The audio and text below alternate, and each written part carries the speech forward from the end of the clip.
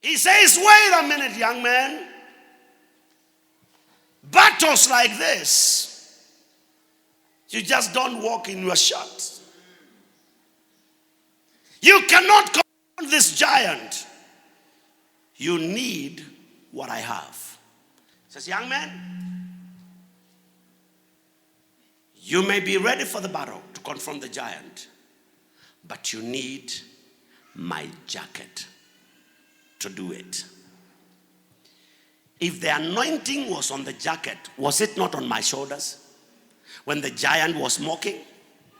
If the anointing was the giant, why could the anointing work on me?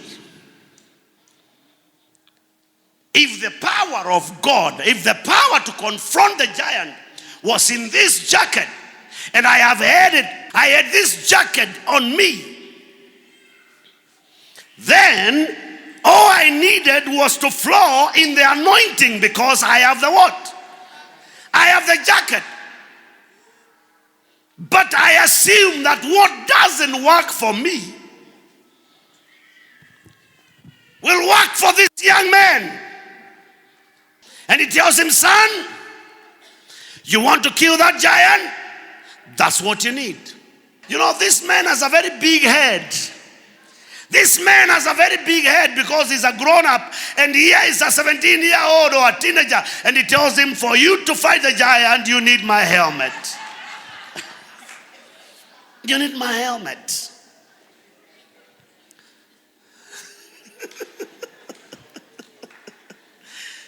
You need my helmet. If you are to succeed in this battle, if you are to conquer in this battle, you need my helmet and my coat of mail.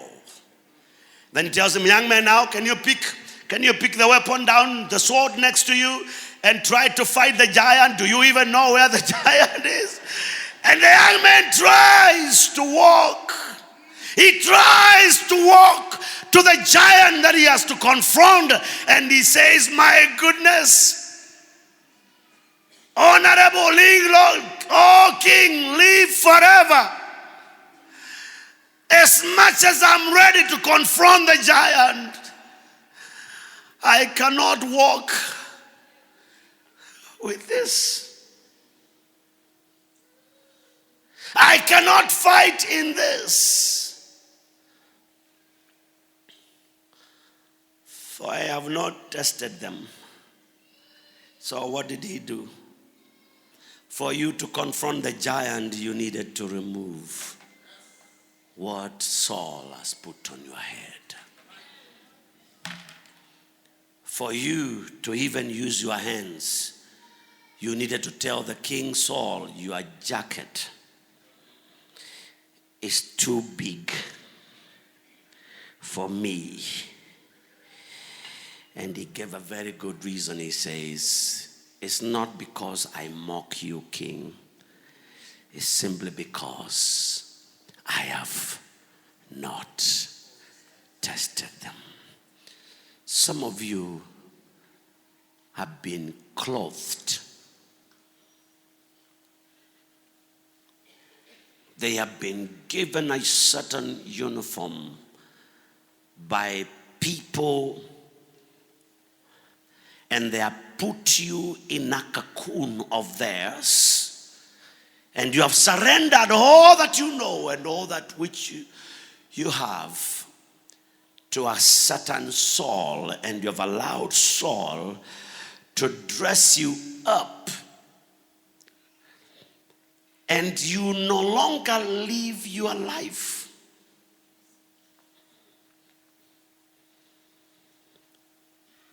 You live their lives. You no longer carry your sword. You carry theirs. You can't see properly because you have to see through their eyes. Bishop, are you teaching the church rebellion today? No. I'm trying to tell you that you can never win battles in this life.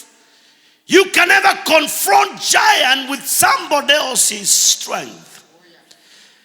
Your degree cannot put money in my account. Your salary gets into your account. My salary gets into my own account. Your car, I don't drive it and you don't drive my car. I don't sleep on your bed, you don't sleep on my bed, but you can sleep better in your bed than in your neighbor's bed. But a lot of people have grown in homes where your mother or your father is a control freak. Or your brothers are jealous of you, or your sisters are jealous of you. And although you have it inside you, you are being told you cannot make it. You can never become anything. You will never succeed in business. You will never succeed in class. You will never get money. You will never become an investor. You will never become a Chris Kirubi. You can never become a Bill Gates. You can never become a Richard Branson. Yet, deep within you, you know there's a greater woman than the one I experienced today. There's a greater man in me than the one I am today. There is somebody who can see farther than the place I see through this bucket. I can do more, but I am incapacitated because your history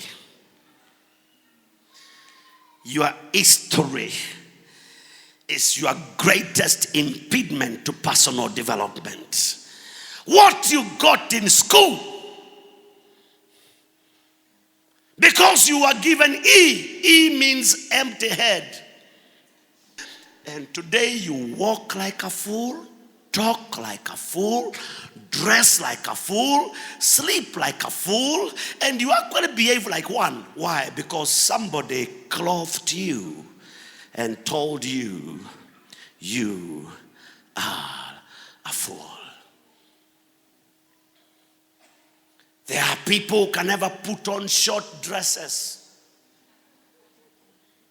because one day somebody who hated you and who was mischievous commented about your legs. Several years back, they told you your legs look like those of a flamingo that has lost direction. Your legs are not that good, and today, although you are a CEO of your own company, and although today you are dependent on in the company you work, you can never report to work on a skirt. Because the words of the person who dressed you in class 6, in Form 2C, are still. Some of you were told by your grandmother you will be nothing. And today you say, na cha ukweli, everything I do falls apart. Today there are people who, if their glasses break, these ones, whether they are go-goggles, or they are genuine glasses, prescription glasses, if they break, they will sit there and cry in soprano and alto until they get new ones brought from the street.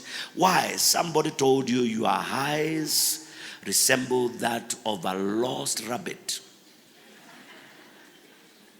And they permanently dressed you with what?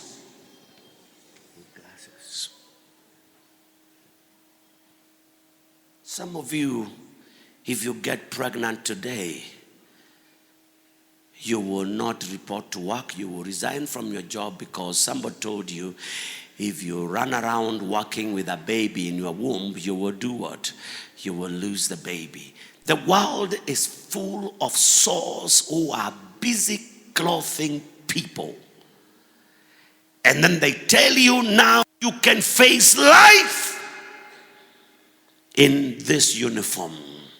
let me just drop this thing and pretend I have finished, although I have not started, and say in this service today, if anybody other than God, if anybody other than the dream of your life, if anything other than the calling of your life, and other than the Spirit of God ever dressed you, if you have been living in a prison of some sort like this young man, because somebody told you you are unmarriable,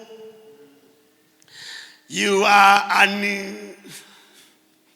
uncontrollable, and today you live by the words of another person, whether they cast you or they commented negative on you.